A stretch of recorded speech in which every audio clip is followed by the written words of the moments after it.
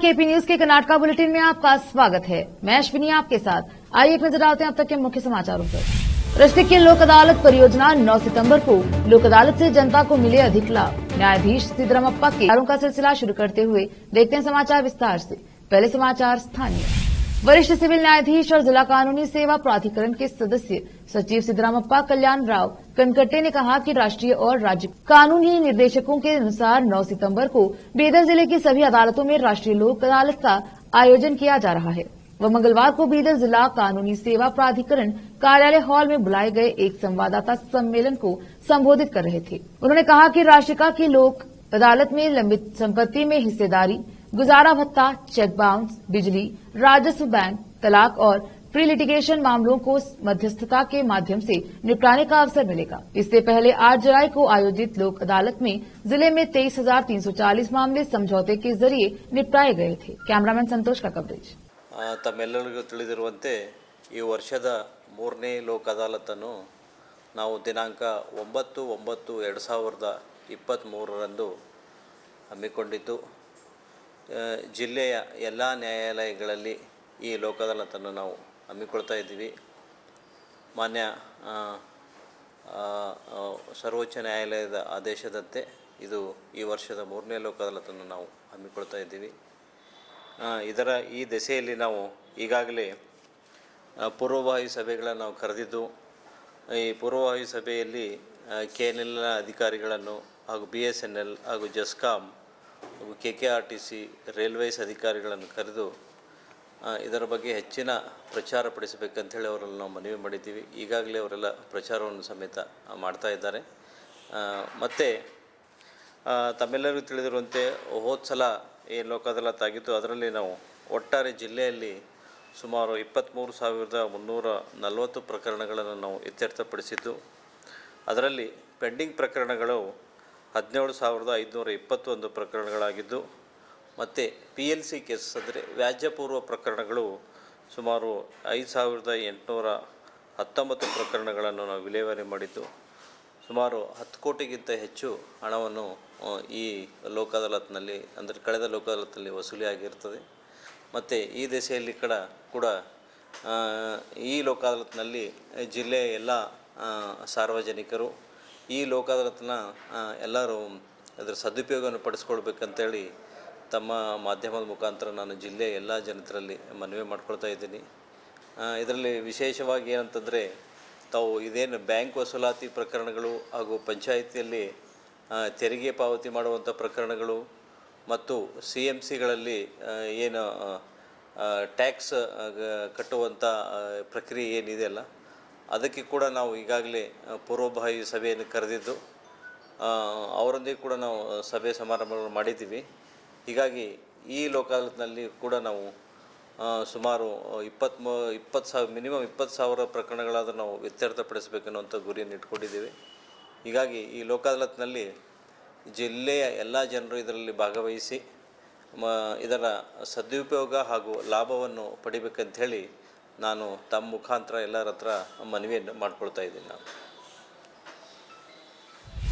तालुका पंचायत सहायक निदेशक लक्ष्मी बिरादर ने आज अंदुरा ग्राम पंचायत का दौरा किया और अधिक क्षेत्र के तहत सिकमपुर गांव का भी दौरा किया और पानी की सफाई का निरीक्षण किया।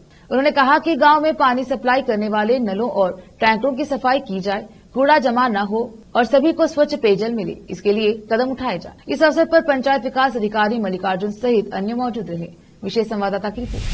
वर्ष 2023 के हज यात्री वापस लौट चुके हैं। ऐसे में बीदर जिले के 250 से अधिक हुज्जाज बीदर पहुंचने के बाद बीदर जिले की अंजुमन खादिमुल हुज्जाज ने उनके स्वागत समारोह में आज शहर की जामिया मस्जिद में स्वागत कार्यक्रम का आयोजन किया, जिसमें अंजुमन के कार्यदर्शी सैयद मंसूर कादरी ने सभी हाजियों का स्वागत किया और उन्हें फूल आदि पहनाए गए। इस मौके पर आलिमों ने हज के बाद कैसे रहना है इस बारे में जानकारी दी। इस अवसर पर अंजुमन के सदस्य सहित हुज्जाज आदि उपस्थित रहे।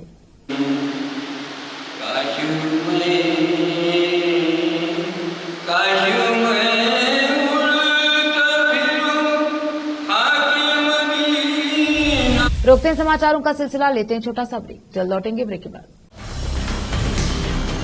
हिंदुस्तान के हर कोने में हम हैं मौजूद। 24 घंटे हालात पर गहरी नजर, खबरों से जुड़े चुपते सवालात और आपको दिखाता है धार्मिक, सामाजिक, राजनीतिक, लोकल और इंटरनेशनल न्यूज की सबसे बेहतर कवरेज, जो आपको रखती है हर पल बाखबर। देश और दुनिया भर की खबर के लिए देखते रहें KP news 24/7। Noor education trust Bidar की ओर से चलाए जाने वाला Noor MEd and BEd college Bidar, recognized by NCTE Delhi and affiliated to Gulbarga University, Gulbarga. Admission are open for the academic year 2022-23. विशेषज्ञ और सक्षम शिक्षकों द्वारा शिक्षा प्राप्त करने के लिए नूर एमएड एंड बीएड कॉलेज में दाखिला लें और शांत वातावरण में शिक्षा प्राप्त करें। बीदर शहर में बेहतर शिक्षा का एकमात्र केंद्र Noor MEd and BEd college, Shahpur gate, Bidar. Phone numbers 9945283920, 8482221297।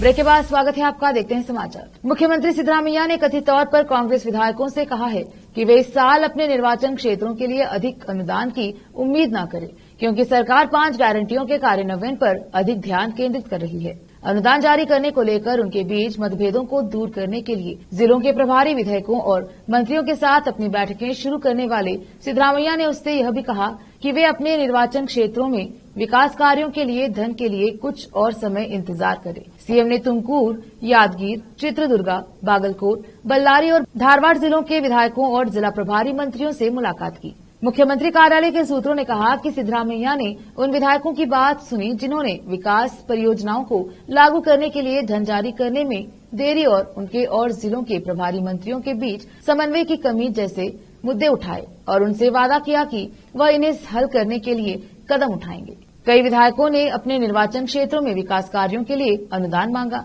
लेकिन सीएम ने उनसे कहा कि कम से कम 8 महीने इंतजार करें, क्योंकि सरकार 5 गारंटी के कार्यान्वयन पर ध्यान केंद्रित कर रही है। हालांकि उन्होंने उनसे वादा किया कि अनुदान चरणबद्ध तरीके से जारी किया जाएगा। राजस्व मंत्री कृष्णा बायरेगौड़ा ने विभाग के अधिकारियों से जल्द उन सरकारी जमीनों को प्रारंभिक सूची तैयार करने को कहा जिन पर कब्जा कर लिया गया है और उन्हें हर सप्ताह बेदखली अभियान चलाने का निर्देश दिया गया। विकास सौधा में मुख्य सचिव, बेंगलुरु शहरी ग्रामीण उपायुक्त और राजस्व आयुक्तों के साथ एक बैठक की अध्यक्षता करते हुए गौड़ा ने सभी अधिकारियों को अतिक्रमण हटाने के लिए सख्त कार्यवाही करने का आदेश दिया। सरकारी भूमि का अतिक्रमण बेंगलुरु में सबसे बड़ी समस्या है। भूमाफियाओं द्वारा सरकारी जमीन पर कब्जा किया जा रहा है, इससे सरकार को काफी राजस्व का नुकसान हो रहा है। इसलिए अधिकारियों को जल्द से जल्द अतिक्रमित भूमि की प्रारंभिक सूची तैयार करनी चाहिए और हर शनिवार और रविवार को अतिक्रमण हटाने के लिए आगे बढ़ना चाहिए। उन्होंने याद दिलाते हुए कहा कि पिछले सत्र के दौरान सरकार ने सरकारी जमीन से कब्जा हटाने की बात कही थी। अधिकारियों को नियमित साप्ताहिक बैठकों के माध्यम से अतिक्रमण हटाने के अलावा उक्त जमीनों पर बाड़ लगाने के लिए भी कदम उठाने चाहिए। इसी बीच भूमि सर्वेक्षणकर्ताओं और ग्राम लेखाकारों को एक तहसीलदार के नेतृत्व में सरकारी रिकॉर्ड में प्रत्येक भूखंड का फिर से सर्वेक्षण करना चाहिए। गौड़ा ने निर्देश दिया कि रिपोर्ट का उपायुक्त के ध्यान में लाया जाना चाहिए।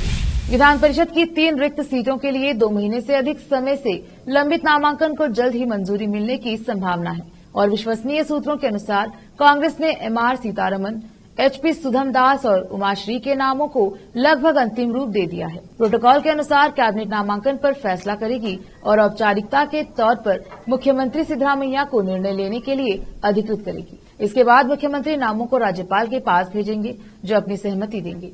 कैबिनेट जल्द ही अपनी एक बैठक में यह फैसला ले सकती है। जहां सिद्धरामैया ने उमाश्री की उम्मीदवारी का समर्थन किया है, वहीं उनके डिप्टी डीके शिव कुमार सुदामदास के लिए उत्सुक हैं। सूत्रों ने कहा, तेलंगाना के प्रभारी एआईसीसी पदाधिकारियों में से एक मंसूर खान का नाम पहले ही तय कर लिया गया है, लेकिन अब उन्हें पूर्व मंत्री उमाश्री के लिए रास्ता बनाना होगा। अगर ऐसा हुआ तो मंसूर दूसरी बार दुर्भाग्यशाली होंगे, क्योंकि इससे पहले भी अब्दुल जब्बार को जगह देने के लिए उनका नाम अंतिम समय में हटा दिया गया था। चिकपेट विधानसभा क्षेत्र से चुनाव लड़ने के मंसूर के प्रयास भी विफल रहे, क्योंकि पार्टी ने पूर्व विधायक आरवी देवराज को चुनने का फैसला किया था, जो हार गए। संभावित उम्मीदवारों में से सुधमदास एक कैरियर राजस्व सेवा नौकरशाह है, जो लगभग 6 महीने पहले कांग्रेस में शामिल हुए थे और एससी वामपंथी समुदाय से हैं। सीताराम एक शिक्षाविद, पूर्व मंत्री और पूर्व विधायक हैं, जिन्होंने मल्लेश्वरम का प्रतिनिधित्व किया था। उमाश्री एक पूर्व अभिनेता हैं, जिन्होंने 2013 में कांग्रेस के टिकट पर तेरडाल निर्वाचन क्षेत्र से जीत हासिल की थी, लेकिन वह उसी सीट से 2018 और 2023 में चुनाव हार गए। वक्त एक और छोटे से ब्रेक का, जल्द लौटेंगे ब्रेक के बाद। हिंदुस्तान के हर कोने में हम हैं मौजूद। 24 घंटे हालात पर गहरी नजर, खबरों से जुड़े चुपते सवालात, और आपको दिखाता है धार्मिक, सामाजिक, राजनीतिक, लोकल और इंटरनेशनल न्यूज की सबसे बेहतर कवरेज, जो आपको रखती है हर पल बाखबर। देश और दुनिया भर की खबर के लिए देखते रहें KP news 24/7। Noor education trust Bidar की ओर से चलाए जाने वाला Noor MEd and BEd college Bidar, recognised by NCTE Delhi and affiliated to Gulbarga University, Gulbarga. Admission are open for the academic year 2022-23. विशेषज्ञ और सक्षम शिक्षकों द्वारा शिक्षा प्राप्त करने के लिए नूर एमएड एंड बीएड कॉलेज में दाखिला लें और शांत वातावरण में शिक्षा प्राप्त करें। बीदर शहर में बेहतर शिक्षा का एकमात्र केंद्र Noor MEd and BEd college, Shahpur gate, Bidar. Phone numbers 9945283920, 8482221297। Break के बाद स्वागत है आपका। देखते हैं आगे के समाचार। राजभवन को भेजे गए एक फर्जी पत्र में कृषि मंत्री एन चलवरायस्वामी के इस्तीफे की मांग शुरू हो चुकी है। राज्यपाल कार्यालय ने उचित कार्यवाही करने के निर्देश के साथ पत्र सरकार को भेज दिया है। मंत्री, अधिकारियों और कांग्रेस नेताओं ने जिस पत्र को फर्जी बताया, उसमें मंड्या के कृषि विभाग के अधिकारियों ने मंत्री पर पोस्टिंग के लिए 6 से 8 लाख रुपए मांगने का आरोप भी लगाया है। पत्र में भ्रष्ट आचरण को खत्म करने के लिए कदम उठाने की मांग की गई है। विपक्षी भाजपा और आप ने मंत्री के इस्तीफे की मांग की है। वहीं कांग्रेस विधायकों ने फर्जी पत्र के पीछे के लोगों के खिलाफ कार्यवाही की मांग की है। पूर्व केंद्रीय मंत्री और भाजपा विधायक बसवनगौड़ पाटिल यत्नाल ने कहा, सिद्धरामैया सरकार में एकमात्र पारदर्शिता तबादलों के लिए बोली है। ऊंची बोली, सबसे ऊंचा पद, it's just cash and carry.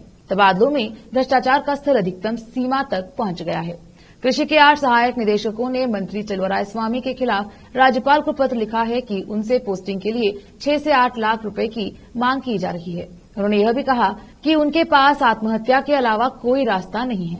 आपकी राज्य इकाई ने मांग की कि मुख्यमंत्री सिद्धरामैया मंत्री को बर्खास्त करें और लोकायुक्त से उनके खिलाफ स्वतः संज्ञान मामला दर्ज करने की अपील की। पार्टी ने कार्यवाही न होने पर आंदोलन की चेतावनी भी दी। सघन मिशन इंद्रधनुष 5.0 एक टीकाकरण कार्यक्रम सोमवार को कर्नाटक के उप मुख्यमंत्री और बेंगलुरु विकास मंत्री डीके शिव कुमार द्वारा ऑस्टिन टाउन मैटरनिटी अस्पताल शांतिनगर में लॉन्च किया गया। सघन मिशन इंद्रधनुष IMI 5.0 0 से 5 वर्ष की आयु के बच्चों और गर्भवती महिलाओं तक पहुंचने पर केंद्रित है, जो टीके की खुराक लेने से चूक गए हैं। उन्हें सार्वभौमिक टीकाकरण कार्यक्रम के तहत कवर किया जाएगा। शिव कुमार ने कहा, IMI 5.0 के तहत जो बच्चे और गर्भवती महिलाएं कोविड-19 बीमारी और प्रवासन जैसे प्रसव जैसे कारणों से टीकाकरण से वंचित हैं, उन्हें कवर किया जाएगा।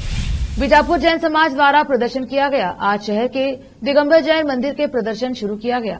उन्होंने कहा, धर्मस्थल के रविन्द्र हेगड़े खिलाफ अफवाह फैला रहे हैं, जिसका हम विरोध करते हैं। इस संबंध में समाज के जिम्मेदारों ने मीडिया से बात की। बीजापुर से फेरोज शेख की रिपोर्ट। श्री वीरेंद्र जी हेगड़े धर्मस्थल के राजा, वह एक दृढ़ धर्मपरायण और धर्मनिष्ठ व्यक्ति है। वह कभी भी ऐसा कोई कार्य नहीं कर सकते हैं जिससे इस जैन धर्म को कोई ठेस लगे।